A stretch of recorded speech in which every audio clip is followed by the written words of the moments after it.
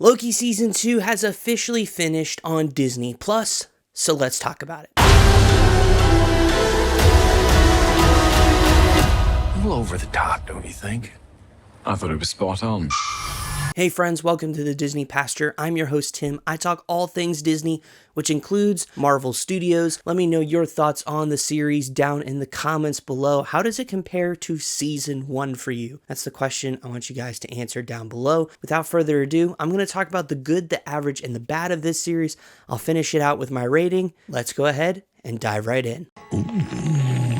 That's good. One of the best parts about not just Season 2, but also Season 1 is the characters. Loki, obviously, is the title character of the series, so of course he's great. But a lot of the side characters got a lot of time on screen. B-15, Mobius, Sylvie, although she kind of took a bit of a backseat this season, all were fantastic characters, and we got a lot more depth, while at the same time we also got introduced to a few new characters. Victor Timely, Obi, both were honestly really great. I am so glad Ke Huy Quan is back in movies. That just makes me really happy as a fan of Short Round, but that's besides the point. Overall, the characters for this series and really just this show in general were done very well. I enjoy all these characters, and I'm a little bummed that we're not going to be probably seeing them maybe even ever. I will say for the first few episodes, and particularly with the post-credit scene at the end of Ant-Man and the Wasp: Quantumania, really set up to be like He Who Remains, Kang, Victor Timely as this like very big threat. Now I thought they did a very good job, particularly with Tom Hiddleston portraying Loki, is this sense of fear and dread, which I thought they did very well. I don't think it'll come close to the fear and dread I had at the beginning of Avengers Infinity War, but that being said, they did a really good job setting up this character.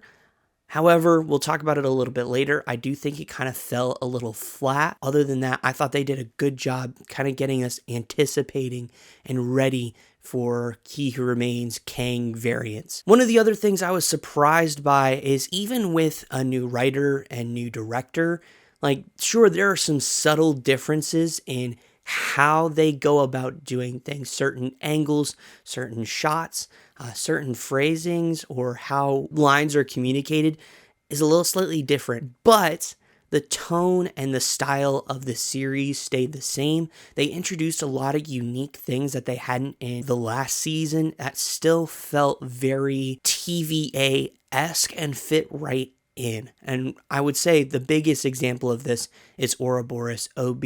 This guy kind of behind the scenes fixing everything, his workshop and workspace that he has. It seemed to really fit and gel well with the rest of the series, which made this so much easier for us to just dive into. And I thought it was done very well. Another thing I enjoyed was Loki's arc. Now I'm looking at this from Season 1 all the way to Season 2 because the end of the show, obviously you have the same name of the episode. You finish with Glorious Purpose.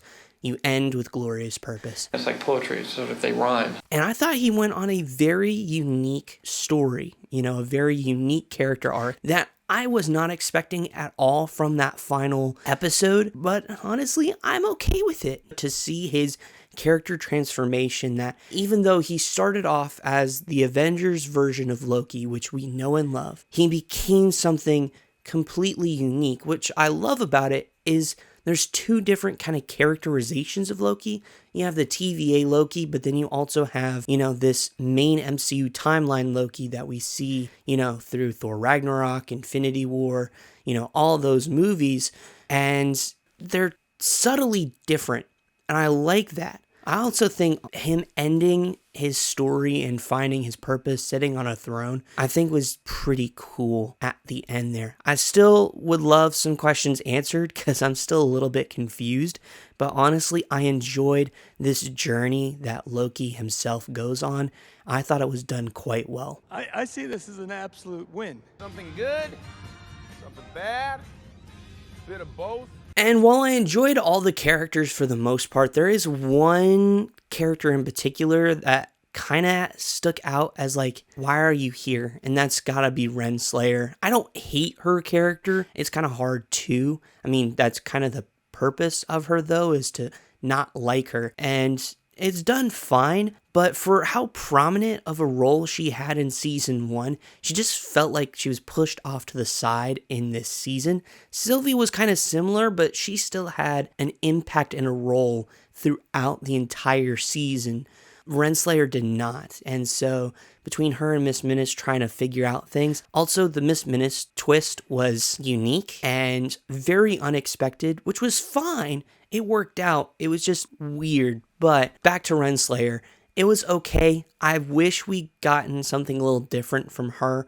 Like, I enjoyed the moments we had her, but she still felt very, very sidelined. And so it just made me question kind of her involvement, or if she was more of like a pawn chess piece of trying to move the story forward, which, to be honest, is kind of how I felt about her character. The other thing is, while I enjoyed the idea of time slipping, it was a very unique concept, something we've not seen before inside the MCU. It feels very much like a cheat code, especially in the last 2 episodes. Granted, yes, it's to push the story forward. It's to get Loki to where he is at the end of the show. That being said, it still felt like a cheat code of like, oh, we're just doing this so that he, becomes this person that we want him to be, without really an explanation as to how you can fix time slipping or even how time slipping came about. Maybe that was explained in the first few episodes and I completely missed it. Again, I like the idea of it, but execution wasn't totally there.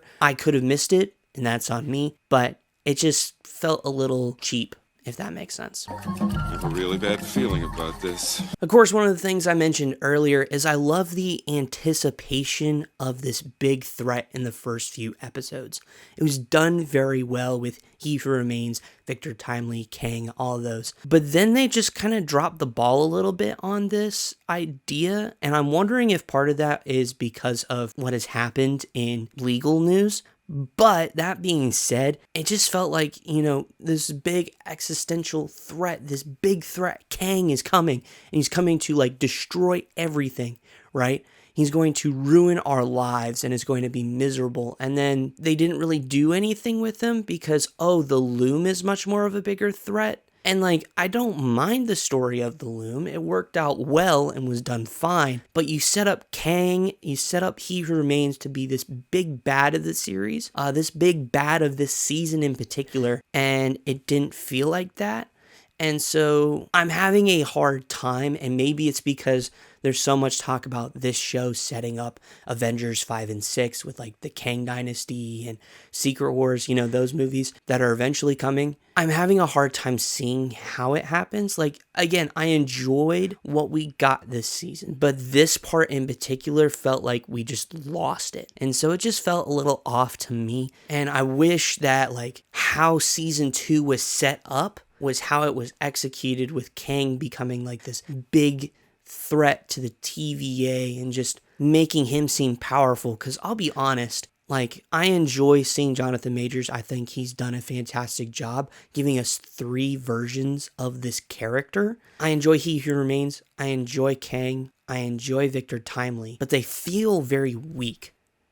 And so this is your big bad, right? What I loved about Thanos is, yes, he was used heavily in post-credit scenes, but he's this big, large, menacing threat. We see a little taste of him in Guardians of the Galaxy, and it's done very, very well. We see him in Infinity War, and they deliver quite the punch to kind of give us a bit of like this dude is bad. This dude is not good. This is an evil person, an evil guy who's going to wreck everything we've seen. I did not feel that with Kang so far. Victor Timely, I know he's not supposed to be that guy. He's not supposed to be that guy. They had the opportunity, I think, in this season to set up Kang to be this Thanos-esque villain, which is what we have heard stated by those up at the top working on Marvel Studios projects. And it didn't feel like that. And so that for me is having a hard time with this show in particular, and is a bit frustrating for me. But like I said, I enjoyed what we got. I just wish it was a little bit more Kang focused rather than Loom focused. Overall, I enjoyed this series. I enjoy spending time in the TVA. Loki is a phenomenal character, and Tom Hiddleston continues to deliver every single time, and that is just evidence of how good of an actor he is. I enjoy this world, this sort of unique part of the MCU that's been built through this series. And while I will say this, I am happy with how it ended for the most part. There are things I wish were different, like I talked about, wishing it was more Kang-centric, but I am happy for the most part with what we got. That being said, do I think we need a season 3? Honestly, no. I don't think we need a season 3. I do think we'll need some other things to help set up Kang to be this big villain that is going to tear the fabric of everything we know, but I don't think that would come at the expense of having another season of Loki. That being said, though, for the most part, like I said, I enjoyed the series, I enjoyed the characters, I enjoyed the world. I give it a solid B tier, which means good.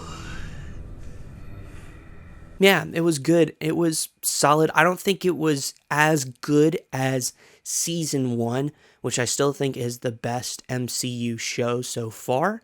That being said, I thought it was pretty good. I thought it was pretty enjoyable, but we'll have to wait and see what happens going into the future. But I liked it. I thought it was pretty solid. And that's my thoughts on Loki Season 2. Let me know yours down in the comments below. Is it better? Is it worse? Is it about comparable to Season 1 for you? I would love to hear that down below there. If you enjoyed this video, please give it a big thumbs up. I greatly appreciate it. Helps me know what you like, what you don't like.